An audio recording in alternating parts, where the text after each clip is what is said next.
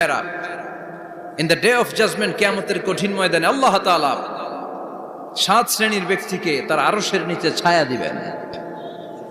এর মধ্যে এক শ্রেণী হচ্ছে তোমরা যারা যুবক, শাবুন নাশাআ ফি ইবাদাতিল্লাহ, ওই যুবক যারা তাদের যৌবনে তাদের সময়টা, তাদের দিন, তাদের রাত তারা আল্লাহর ইবাদতে কাটিয়েছে।